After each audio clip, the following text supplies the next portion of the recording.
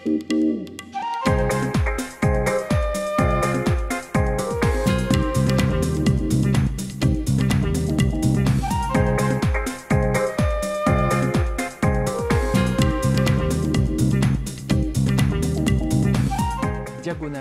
TV, 7 mars 2009, Topalov, Kamsky, partie numéro 4 avec Aurélie Dacalor.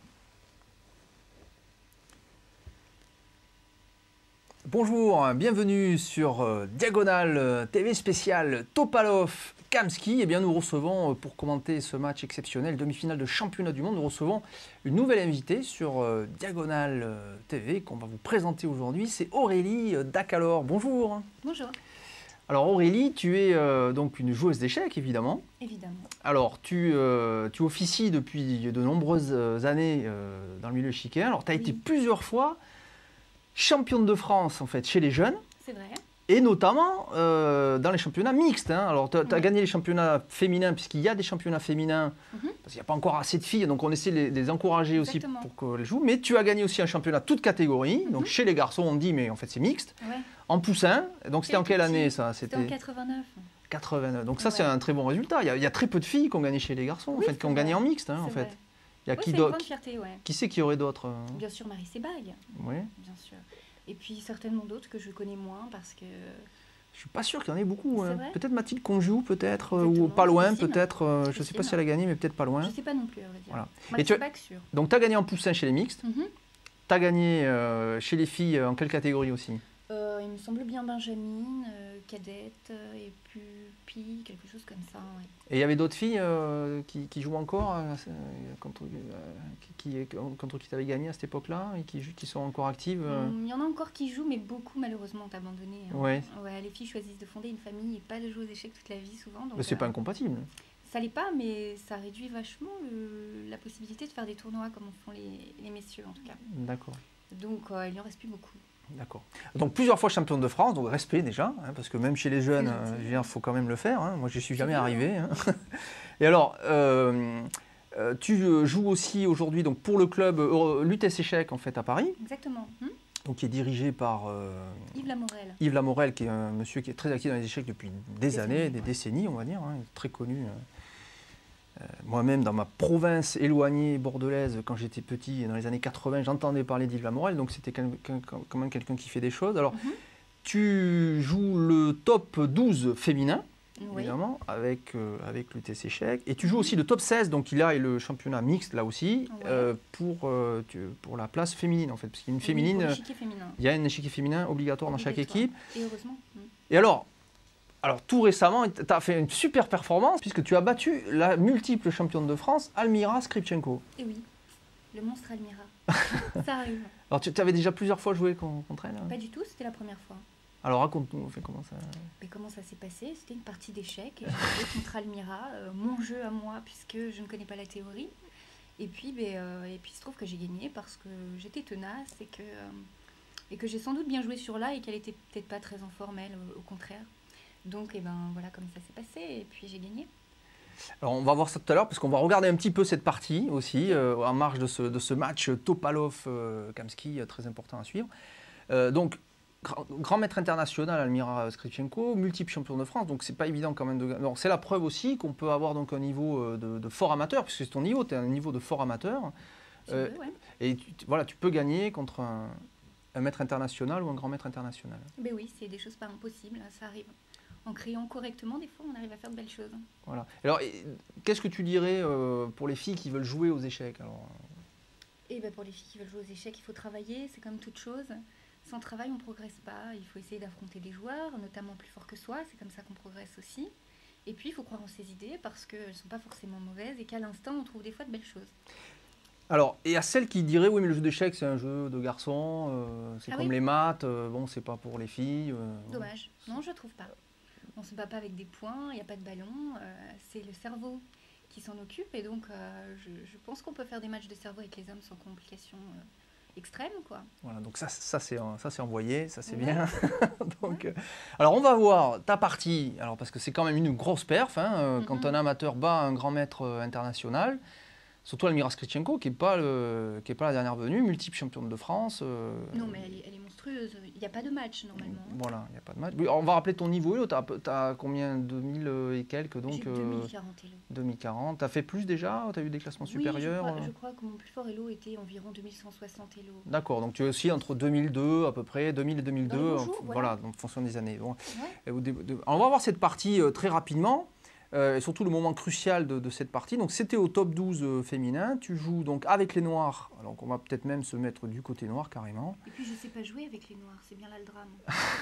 Alors tu ne sais pas jouer, mais tu arrives à gagner quand même face. Alors on va voir cette partie. Donc c'est une scandinave, hein, ce coup D5 ici. Ça s'appelle une défense scandinave avec une variante un peu folklorique. Un peu folklorique Dame D6, mais qui se joue, mais qui est effectivement peut-être un bon moyen de sortir l'adversaire de ses préparations. Des sentiers battus, voilà, exactement.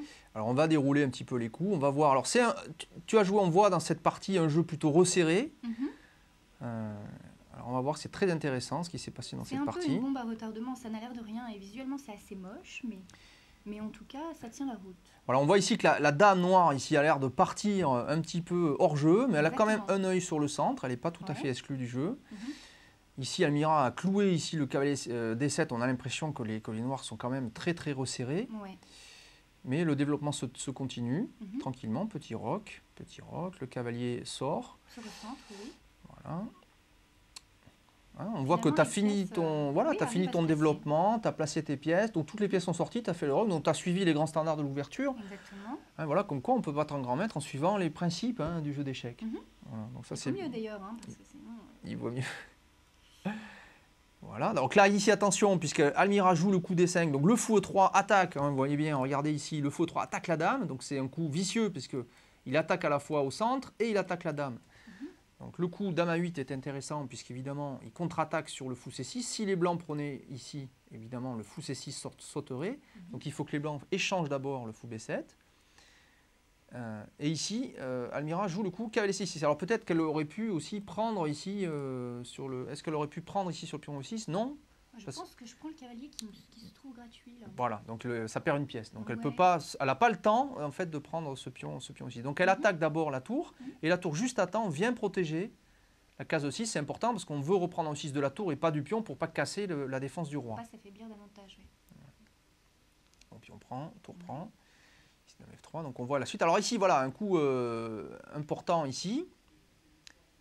Ah oui mince alors, je crois qu'on... Enfin, c'est pas grave. Voilà ce qui se passe. Ici, voilà, le fou. Alors attention, ici, le fou attaque le cavalier et la tour, ici, 4 est attaquée. Voilà, le coup dame 8 protège la tour. Et là, le problème que Almira n'a pas vu, en fait, sur ce coup-là, c'est que le cavalier C6, ici, n'a plus de case de sortie. Et voilà, en fait, c'est ça qu'elle a raté. Exactement. Voilà. Entrée gratuite, sortie payante, elle n'a pas dû le voir. Entrée gratuite, sortie payante, c'est pas mal. Regardez ce cavalier, toutes les cases ici sont prises par les noirs. Ici, c'est protégé par les tours, ici, par la tour. Et donc ce cavalier n'a plus du tout de case de sortie. Et malgré ce que joue Almira, c'est-à-dire l'échange ici du cavalier F6, la dame E8 protège bien la tour E4. Peut-être qu'elle s'est dit que je ne voulais pas doubler, elle n'a pas calculé jusqu'au bout, voilà. Je sais pas. Et donc là, Almira c'est résigné, parce que là, elle dit bah, je perds une pièce. Donc elle essaye quand même d'affaiblir le roi noir et d'essayer de s'en sortir quand même.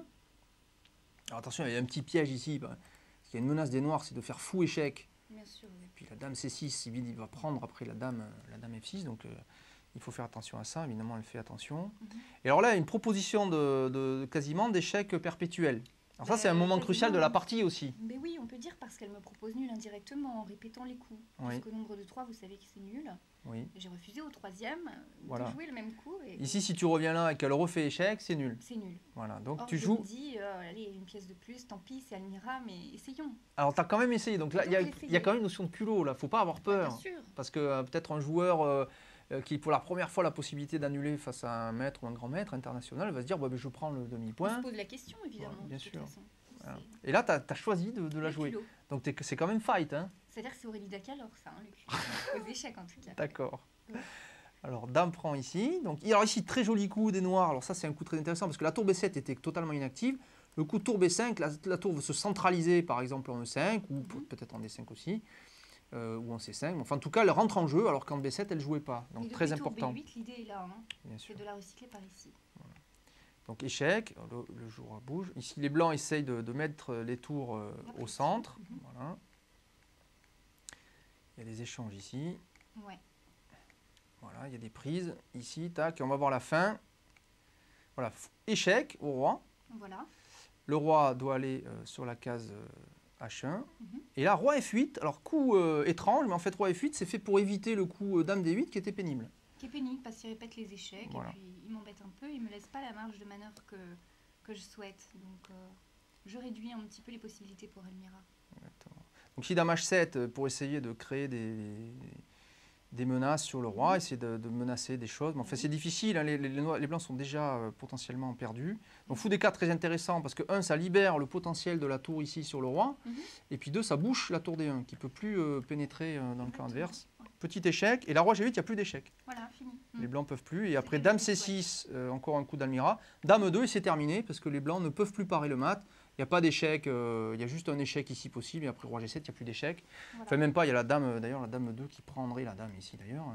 Et si on fait un échec là, il suffit de bouger le roi, et c'est terminé. On ne peut plus parer l'échec en mat en H2, donc une très belle victoire. Alors, une petite erreur d'Almira qui a laissé donc, ce fameux cavalier en prise. Et oui. Un oubli, peut-être. Voilà, un oubli, mais qu'il fallait quand même, voilà, ici, il fallait voir que ce cavalier ne peut pas sortir. Et oui. Donc c'est une position resserrée où les noirs, finalement, en quelque sorte, ont tendu un piège aux blancs qu'ils n'ont pas vu. Donc une belle victoire, c'est pas mal ça. Oui, c'est bien. Tu es contente de ça? Alors ça a fait bien du buzz sur Internet. Hein. C'est vrai? Ah ben oui, tous les sites. Chess et stratégie, on a parlé. Oui, ça je sais puisque j'ai rencontré ces gens. Voilà, le site fédéral aussi. Oui. Hein, voilà, donc ça a quand même fait du... Voilà, c'est quand même un résultat, ça s'appelle une perf. Oui, c'est une perf. Voilà, c'est une belle perf. Ouais. Voilà. Alors, qu'est-ce que tu conseillerais justement aux joueurs qui rencontrent des joueurs beaucoup plus forts qu'eux, des grands maîtres ou des maîtres Je crois que c'est justement le moment de croire vraiment en ces idées, parce que quand on ne connaît pas la théorie, comme c'est mon cas malheureusement, on entre dans des sentiers que les joueurs forts connaissent dans la théorie. Or, l'idée, c'est plutôt peut-être de créer, sans prendre trop de risques évidemment, mais de créer quelque chose qui tienne debout pour jouer le jeu, créer et voir ce que ça donne. Et c'est ce que j'ai fait dans cette partie. Finalement, je m'en sors plutôt bien. Oui, bah oui, très bien, un bon point. Voilà. Il ne faut pas avoir peur vraiment de ces idées, il faut aller au culot. Voilà. Et ça a aidé ton équipe aussi à marquer un point important Pas vraiment, parce qu'on n'avait pas le niveau pour cette compétition. Le but était justement de faire quelques Donc ça n'a pas suffi quand même pour l'équipe? Non, malheureusement. Non. Les autres filles n'ont pas fait aussi bien? Non, mais ça leur a fait très plaisir que je puisse gagner cette partie. C'était comme une victoire pour nous ce jour-là. D'accord. Alors on va passer, peut-être si on peut revenir sur le plateau au niveau caméra. Voilà, juste parce qu'on va passer maintenant à la partie du jour. Alors, est-ce que tu suis ce match Topalov-Kamsky? Un petit peu, bien sûr, oui. Voilà, alors tu as suivi un peu ce championnat du monde entre Anand et Kramnik. Tu as vu donc la belle victoire d'Anand. Oui. Et alors, le vainqueur, donc Anand, doit jouer contre le vainqueur de ce match, Topalov-Kamsky. Alors, est-ce que tu connais un peu ces joueurs? Est-ce que tu suis les parties des top joueurs? Mais pas tous, non. Et puis, j'ai pas vraiment de temps, malheureusement, parce que je travaille beaucoup aussi. Mais ça m'intéresse parfois, bien sûr, de regarder ces parties parce qu'elles sont vives et de très bon niveau, bien sûr. Donc, on apprend des choses. Alors, on va parler aussi d'une autre facette de ta personnalité. Puisqu'en fait, tu es dans l'équipe, tu vas donc être au comité directeur en fait, de la fédération, puisqu'il n'y a qu'une seule liste. Donc, les élections sont déjà, disons, faites. Oui. Bon, il y a quand même un vote, mais bon, les élections sont faites. Alors, tu seras donc dans ce nouveau comité directeur. Tu as été appelé par Jean-Claude Moin.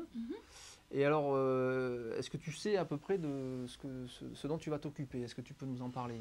Eh bien, je crois que j'aurai pour tâche d'essayer d'interpréter certains textes qui ressemblent à du droit, puisque c'est mon métier actuellement. Donc, voilà, donc tu fais du droit.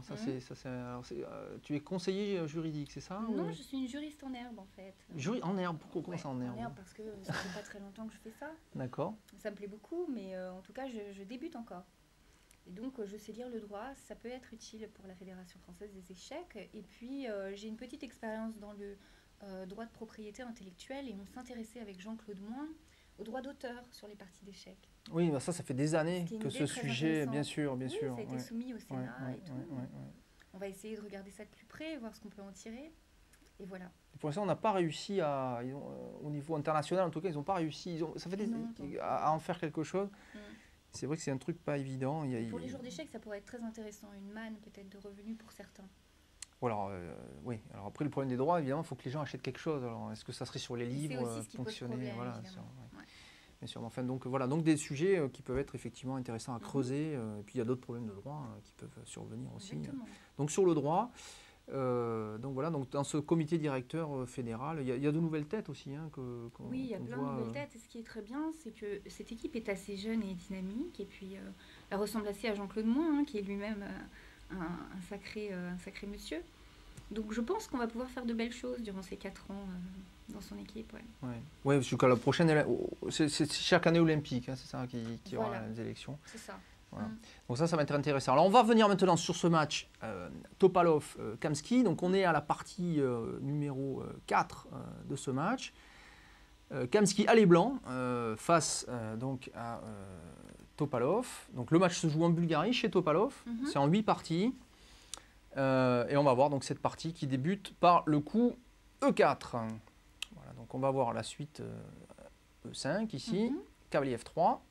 Donc le cavalier ici sort, on l'a répété plein de fois, donc il attaque le pion E5, les noirs défendent avec cavalier C6, fou B5, donc là c'est une partie espagnole, en tout cas qui débute comme telle. On attaque ici le défenseur du pion E5, les noirs attaquent le fou qui recule, cavalier F6, petit roc, on déroule un peu les coups, c'est la théorie, on ne va pas passer là-dessus. Si vous voulez approfondir la théorie de la partie espagnole, je vous invite à vous reporter aux leçons Diagonale TV sur la partie espagnole pour vous expliquer les idées. Voilà, D6, C3. Donc là, l'idée des blancs, c'est d'envisager le coup D4 tôt ou tard. Alors, on ne va pas faire trop tôt parce que les noirs pourraient clouer le cavalier F3 qui défend la case D4, mais on prépare ce coup D4. On peut jouer D3 avant de jouer D4. Donc c'est un coup classique dans l'espagnol, petit roc pour les noirs. Donc on joue H3 voilà, pour éviter ce fameux coup de fou dont on vient de parler, fou B7. Et là, D4, c'est l'heure, là, les blancs, voilà, prennent le centre, ici, enfin, en tout cas, mettre une petite pression au centre. Sortent leurs pièces. Donc, tour 8. Alors, ce coup tour 8 est connu pour proposer implicitement la nulle, en fait. Tu connais le... Oui, j'ai déjà joué ça, l'espagnol, quand j'étais un peu petite. Oui. Et effectivement, ça revient souvent, ce coup tour 8, évidemment. Parce que les blancs peuvent jouer le coup... Cavalier G5. Cavalier G5, et regardez, le fou B3 attaque F7 et le cavalier attaque. Donc les noirs ont pour seul coup intéressant de revenir en F8. Et dans ce cas-là, les blancs pourraient revenir en F3. Et les noirs, s'ils rejouent tour 8 et qu'on rejoue la même chose, on peut arriver à une nulle facile. Alors ça a été un des débats d'une partie Karpov-Kasparov. Et Kasparov avait une petite moue un peu amusée parce que Karpov proposait cette variante. Alors qu'il était mené au score, donc ce qui n'était pas bon pour lui, et Kasparov a refusé quand même de répéter les coups, alors que c'était bien pour lui de le faire. Donc c'était un peu curieux cette histoire-là, enfin bon. Alors, cavalier BD2. On va soumettre, quoi. Voilà. Fou F8. Alors maintenant c'est fini, parce que si on joue cavalier G5, tout simplement on joue tour E7, et il n'y a plus de problème, on a développé. Donc quand même cavalier G5, tour E7 quand même. Voilà. D5, attaque. Le cavalier C6. Alors on bloque le centre avec ça. Alors c'est toujours, ce qu'on dit, c'est une décision responsable. C'est sage. De bloquer le centre. Ouais, c'est assez sage. Après, ça dépend du style de partie qu'on souhaite jouer. Voilà. Alors on peut aussi tenter de laisser la pression, mais il faut faire attention parce que les noirs aussi peuvent à tout moment prendre en D4. Pardon, ici, menacer de prendre ici en D4. Et il y a la tour, il y a le cavalier. Il peut y avoir le fou B7 aussi qui attaque le 4. Qui met la pression. Voilà, donc il faut faire attention. Donc D5, on n'a plus ce genre de problème. Et les noirs, voilà, choisissent. Alors ça, c'est un développement intéressant dans l'espagnol, comme ça. On revient en D8, on va passer en D7 et venir soit en C5, soit, pourquoi pas, en B6. Voilà, c'est des développements possibles. On est tranquille. Alors, c'est une position de type fermé. Alors, vous noterez d'ailleurs, dans cette ouverture, qu'ici, à ce niveau-là, il n'y a aucune pièce d'échanger.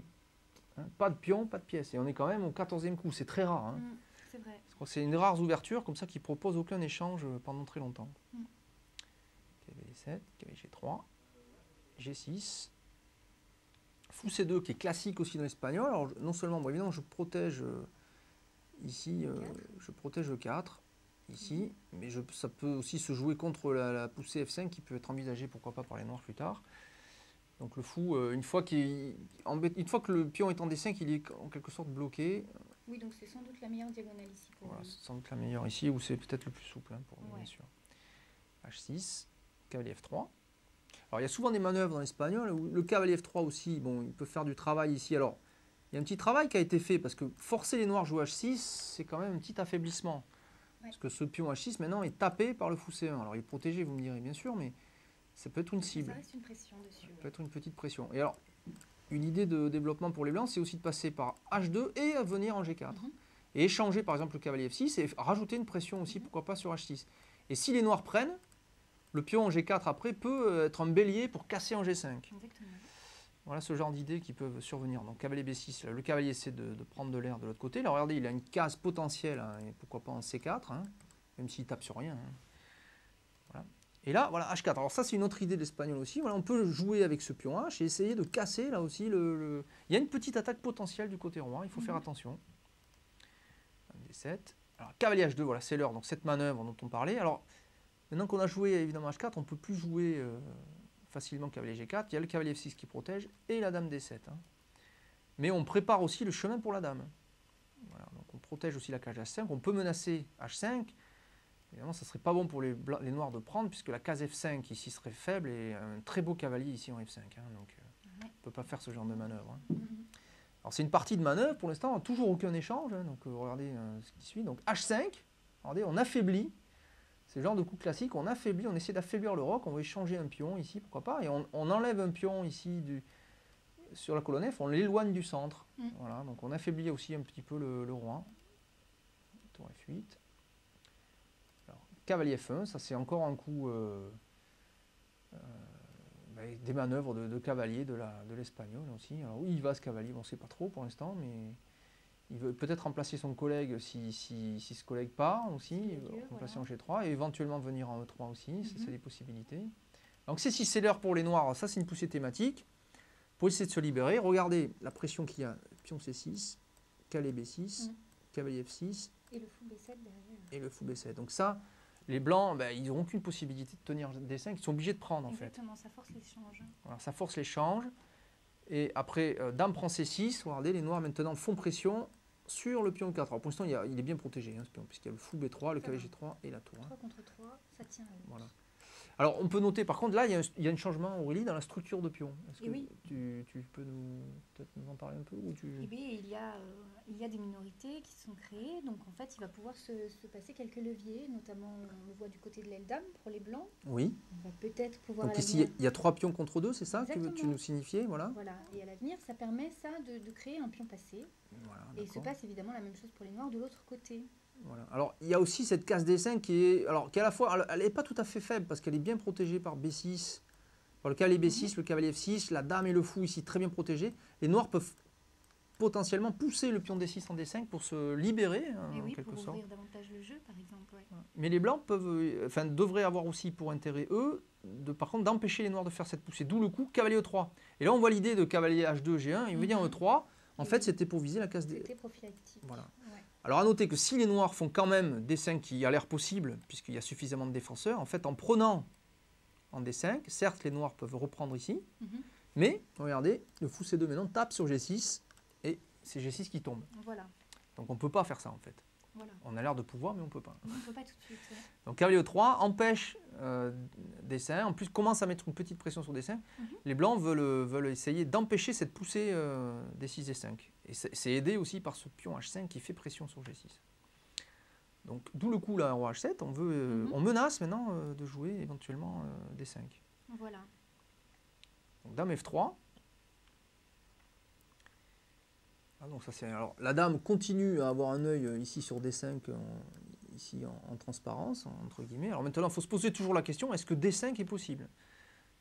Ça serait envisageable, puisque maintenant que le roi est en H7, on protège... Ça tente de faire des sacrifices, ça commence à être un peu tentant tout ça. Ouais, ça commence à être tentant. Mais alors, voilà, là, les blancs auraient pu tenter des choses comme des cavaliers G5, des choses comme ça, des cavaliers F5. Pas tout de suite, mais en tout cas, ce sont des idées à garder de côté, je pense. C'est des idées à garder de côté, exactement. Ouais. Qu'est-ce qui se passe sur pion prend, par exemple? On pourrait simplement reprendre du cavalier.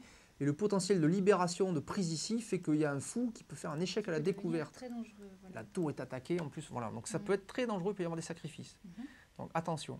Donc le coup suivant des noirs s'explique. Fou C8. Je contrôle. Voilà, cette fameuse case F5. Voilà, donc Topalov, c'est un très bon attaquant, mais c'est pas un défenseur non plus né la dernière pluie. Évidemment. Il fait attention. Ensemble, ouais, voilà. souvent. Donc il anticipe en fait un sacrifice. Ça c'est fort, c'est les grands joueurs ça. C'est les grands joueurs. Il voit la possibilité de sacrifice, il l'anticipe. Exactement. Tour D1, fou E6, donc très important ce coup, alors très intéressant. Topalov à la fois garde un œil sur F5, on a vu, c'est une casse-clé, il peut y avoir des sacrifices pour les blancs. Et en plus maintenant en E6, il a aussi un œil sur D5. Donc il fait, coup double en fait. Mais on voit bien que les blancs quand même maintiennent les noirs sous pression et que ce pion D6 est sous la pression des blancs. Les blancs ont quand même gagné un petit peu ce combat d'ouverture du fait de cette petite initiative. Alors, rien de gagnant pour l'instant, mais forte pression. Le pion H5 qui fait pression, le pion D6 qui a du mal à bouger à cause du fou C2 qui tape quand même sur G6 avec le roi derrière. C'est difficile pour les noirs de trouver de l'air. Hein. Et alors là, coup intéressant de la part des blancs maintenant, c'est le coup B3. Alors ça c'est un coup surprenant, mais tout à fait intéressant. Déjà on enlève ici des possibilités pour les noirs de venir sur la case C4. Il n'est pas si étonnant parce que pourquoi pas un fou A3 pourrait-il venir? Voilà. Ce pion D6 qui... L'autre idée bien sûr, effectivement, bien vu Aurélie, effectivement, c'est de venir sur A3 et ça tape, regardez. Sur D6 avec la tour E7 derrière, la tour F8 derrière, ça fait beaucoup de matériel. Sans compter que la tour D1 tape dessus. Donc on tape sur la faiblesse D6. Voilà. Mais ce coup se fait au prix, regardez, du pion C3, c'est-à-dire que les blancs font un sacrifice. Alors c'est un pseudo-sacrifice, puisque évidemment, après dame prend C3, les blancs pourraient reprendre, sans doute... Ah non, on ne peut pas tout de suite, parce qu'il y a la tour A1 qui est en prise. Quand même. Voilà, on ne peut pas reprendre tout de suite en D6. Donc les blancs, voilà, il lâche un pion. Donc fou D2. Bon, évidemment, c'est calculé. Ils n'ont pas peur d'avoir lâché ce pion parce qu'ils ont aussi la colonne C qui s'ouvre pour eux et on pourra activer une tour. La compensation évidemment d'activer toutes les pièces de l'aile dame. Voilà. Et puis ils se disent que tôt ou tard ils vont le prendre ce pion en fait. Donc avec le fou qui va sans doute s'activer soit en 5 pour attaquer le cavalier B6, soit aussi en B4. Et on voit que ce cavalier a du mal parce qu'il est dominé à la fois en D5, il ne peut pas venir à cause du pion. Et oui, il n'a pas de case intéressante. Hein. Voilà, ni en C4, ni en A4. Hein. Donc, dame C7, fou A5. Donc là, clouage en plus du cavalier. Donc attention, ça peut être très dangereux. Hein. Il peut y avoir un gain aussi rapide de pièces. Hein. Donc dame B8, on enlève ce cloche tout de suite. Et la tour D2, tranquille pour Kamsky. Regardez l'idée, c'est simple, il veut doubler. Hein. Paf, paf, et boum. Et alors, si on prend B6, regardez, il y a le cavalier qui tombe, il y a des pièces en prise, parce qu'on pourra prendre en G6, et sur une prise là, regardez, le fou risque d'être aussi en prise. Le mieux, c'est quand même d'essayer de protéger ce pion D6. Hein. D'où le coup, voilà. Alors, voilà. Cavalier C8, alors on essaie de bétonner, voilà. Il bétonne, mais ça fait peine hein, quand même de voir ça. Ça fait peine, c'est sûr, en même temps ce cavalier B6 faisait rien du tout. C'est vrai. Donc il n'est pas pire. Il n'est pas pire, mais il n'est pas beau non plus, parce qu'il est très passif. Il n'est pas beau, c'est sûr. Il n'est pas beau. Donc tour à D1, et là, attention, la pression sur D6 augmente. Alors évidemment, tant que le cavalier C8 protège, ce n'est pas une vraie menace, on ne va pas donner une tour contre un cavalier, ça c'est sûr. Et là, les noirs jouent B4. Alors ça, c'est un affaiblissement par contre. Alors là, effectivement, alors B4 affaibli quand même. Peut-être avec l'idée d'enfermer ce fou qui est venu jusqu'en A5. Alors voilà, la menace aussi des noirs, effectivement, c'est de jouer dame B5 et le fou, pas de case. Et oui, pas de case. Où il va le fou hein. En C7, il est pris de la tour E7, en D8 par la tour F8, en B4, il y aura toujours la dame. Donc menace, dame B5, gagne le fou. Donc piège. Piège. Affaiblissement, mais piège quand même. Voilà. Donc ça force Kamsky à jouer le coup suivant, mais utile, mais suffisant. Dame 2, voilà, je contrôle la case B5, et en plus j'attaque à 6. Donc c'est quand même un peu affaiblissant tout ça. Si on peut défendre en attaquant à la fois, c'est toujours mieux, c'est sûr. Voilà. Alors dame 6, c'est pas tout à fait une vraie menace, puisqu'il y aurait tour A7, attaque la dame, et il y a le fou derrière. Ouais. Donc toujours un problème avec ce fou. Hein. Ouais. Alors, roi H8 de la part de Topalov. Alors Topalov veut s'enlever tout problème. On voit bien que ce vis-à-vis l'ennuie, il veut jouer D5, il veut se libérer Topalov, et donc il veut éviter ce genre de désagrément. Hein. Et là, fou D3, alors ça c'est pas mal. Alors, double intérêt à ce coup, enfin, ici de la part de Kamsky, puisque sur fou D3, non seulement je tape à 6, et là j'ai plus peur tour A7, puisque le fou est protégé par la dame, mais je libère la colonne C. Ouais. Parce qu'on voit bien maintenant que le travail est fini là, tant que le cavalier reste ici, il n'y a rien à faire. Mais si j'entre les deux tours sur la colonne C, je peux amener le fou en C7, et je peux à la fois attaquer la dame et rajouter une pression sur D6 grâce au fou. Ouais. Donc là, et je pénètre sur la 7e, je prends la colonne quoi. Voilà. Oui, la position de ce cavalier devient profitable là pour les blancs. Si on peut prendre cette colonne C, oui. Bien sûr. Donc cavalier A7, alors il essaie d'activer hein, péniblement, j'ai envie de dire. Hein. Oui, c'est le mot. Hein, ouais, péniblement, parce que bon, cavalier A7, il veut peut-être venir là. Évidemment, si ce cavalier arrivait, Et il ne peut pas, de toute façon, il y a fou prendre B4. Ouais, c'est pas beau, hein, ça va On toujours voit pas pas. trop, ouais, ça va toujours pas. Si ce cavalier venait... évidemment, le rêve, ça serait cavalier B5, que les blancs fassent rien, et cavalier C3. Mais bon, c'est même pas possible. Mais on peut rêver. Mais on peut venir aussi en B5 et envisager cavalier D4. Ah Cavalier oui. C3 ou cavalier D4. Parce que là, on a aussi en D4 un pion qui protège D4. Donc on a deux belles cases ici pour les noirs. Donc d'où l'idée, on peut venir là. Et ici, on forcerait ce fou à s'échanger et c'est pas plus mal. Ouais. Parce que ces deux fous font mal aux noirs pour l'instant. Ils sont très actifs. Comparaison, regardez le fou G7, il est totalement emmuré. Il est Hein. actif, Ouais. complètement. Là. Il est derrière les... C'est un gros pion, comme on dit souvent. Exactement. Voilà, c'est les fous comme ça. Le gros pion qui sert à rien. Voilà, il est bouchonné, Bien il peut rien faire. Et oui. Donc tour C1, regardez. Donc, et là, bon, ça y est, c'est l'idée, cavalier B5. Alors, si les blancs faisaient le coup, fou prend B4, simplement cavalier D4, attaque la dame, et la dame B8 prend le fou. Donc c'est une faute, ça ne marcherait Attaque à pas. la découverte. Voilà. Et donc la menace, c'est cavalier D4. C'est aussi cavalier C3 qui bloque toute l'aile dame des blancs tout en attaquant la dame, gagnant un temps. Donc les blancs n'ont pas le choix, il faut prendre en B5. Voilà, prise en B5.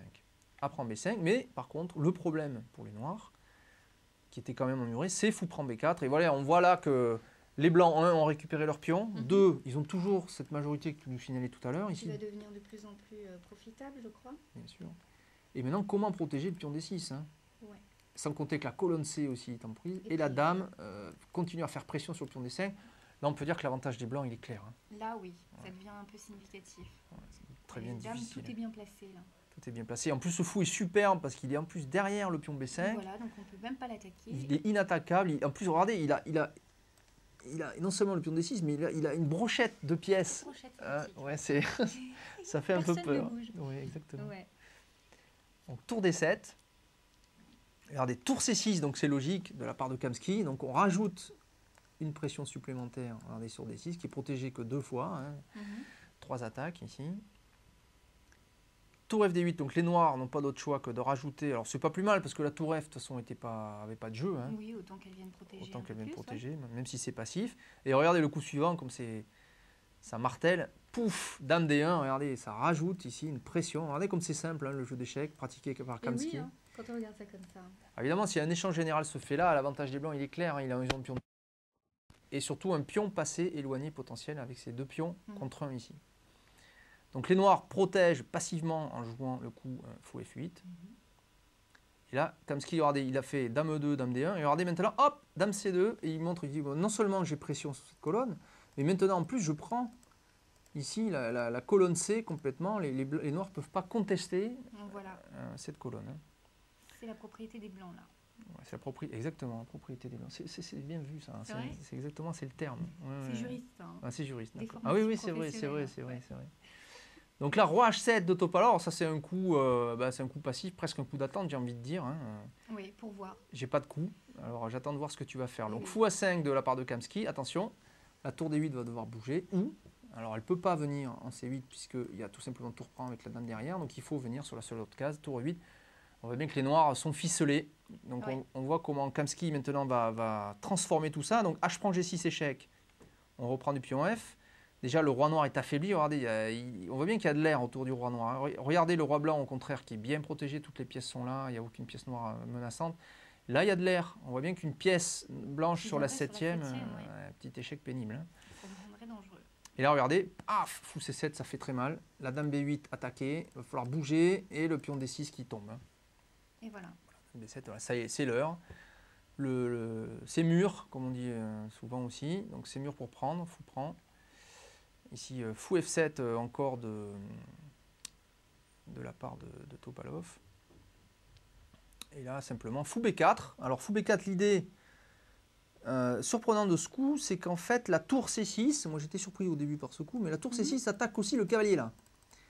Voilà, donc on se demande pourquoi pas faire fou prend fou F8, mais tout simplement parce que les noirs feraient fou prend ici, des deux, dame prend forcé, et la tour C6 est perdue. Alors qu'en jouant le coup fou B4, le fou protège en D2. Donc en cas de tour prend tour, on reprendrait du fou.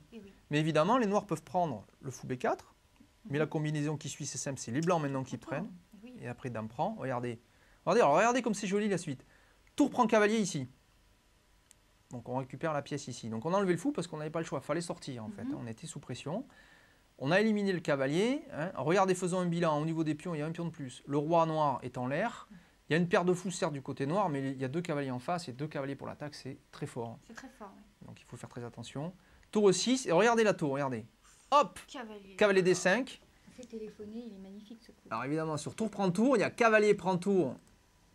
La fameuse fourchette royale. Hein. Donc ça, on a toujours envie de la placer, celle-là. Ah oui, tant qu'à faire. Voilà, la belle fourchette royale. J'attaque le roi et la dame. Hein. Donc ici, alors, fou et fuite de la part des noirs. Et regardez comme c'est joli. Paf, tour F3. Alors la tour était là, regardez, elle a pris ici. Elle se retrouve en F3. Et où elle va revenir cette tour? Regardez, après roi G7, hop, tour C3. Et voilà. Voilà ce qu'a fait cette tour. Regardez, un très beau carré. Un joli parcours. Joli parcours. Au passage, elle a pris une pièce. Et elle revient en C3 avec dame et tour. Et la menace, tour C7, hein, avec un gain rapide. Parce que si la dame bouge, on aura la 7e rangée. C'est souvent assez massacrant. Hein. Ouais. On connaît ça. Hein. C'est ce qui va se passer d'ailleurs. Hein. Tour A6. Alors, tour A6. Tour C7. La dame est attaquée. Dame D6. Les noirs ne pourront pas prendre le cavalier puisque la tour C7 cloue ce fou sur le roi. Et regardez, ce cavalier est énorme aussi, ce cavalier au centre ici. Donc l'avantage blanc. L'avantage blanc est écrasant, mais il reste encore à le transformer. Hein. C'est pas simple. Hein. Oui.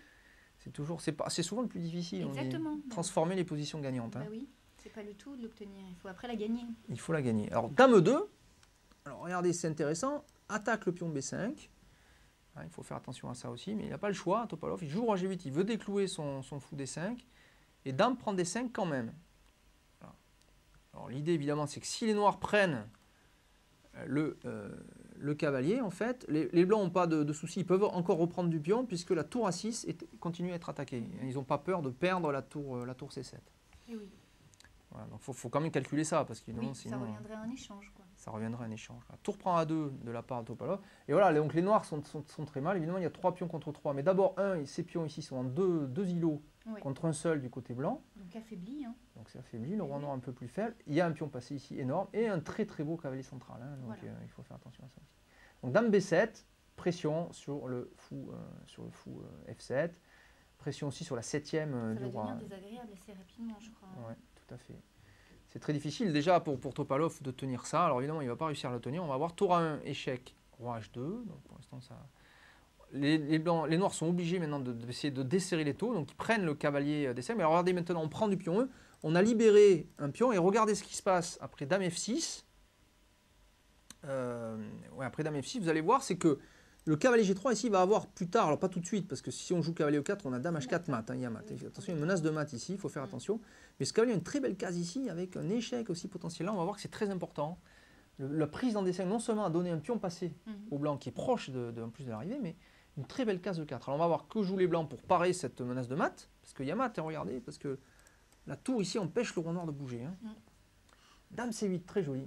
On joue en C8 et regardez, hop, on peut revenir en H3. D'ailleurs, c'est ce qui se passe. Hein. Dame H4, dame H3. Échange de la part des noirs qui vont essayer de sauver cette partie dans la finale. Il faut que les noirs arrivent à stopper ces 2 pions passés très forts.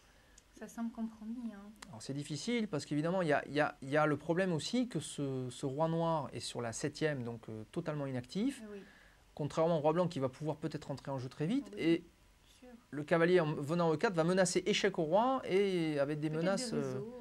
Peut-être des réseaux de maths et aider avec les 2 pions passés, ça paraît très difficile à tenir. On va voir que c'est même pas possible. Alors tour D1, regardez la manœuvre. Cavalier E4. Évidemment. On n'a pas peur de tour prendre cavalier puisqu'il y a cavalier F6, échec au roi. Et fourchette. Et la fourchette. Hein. Alors évidemment, c'est menace et contre-menace. Hein. Alors ça, c'est le haut niveau évidemment. Des petits pièges de ci, de là, dans lesquels il ne faut pas tomber. Hein. Exactement, il faut A3. Donc tour A7, attaque le fou. Est-ce qu'il a une bonne case ce fou? Fou B4. Tour B7 de la part des blancs, le fou revient en A3. La tour ici protège le pion B3, c'est pour ça sans doute qu'il a fait la manœuvre.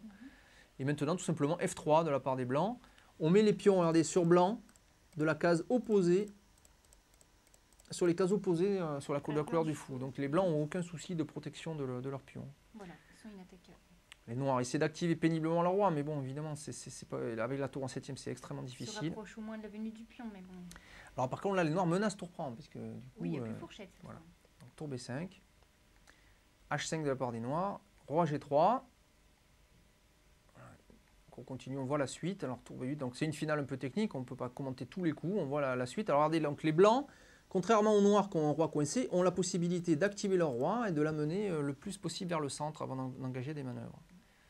Voilà. Les blancs même lâchent le pion G2, regardez ici, mais en échange, attaque ici le fou. D6 attaque le fou E7. On voit ça que ce pion va aller très vite. Et après fou D8, tout simplement cavalier C5 déjà.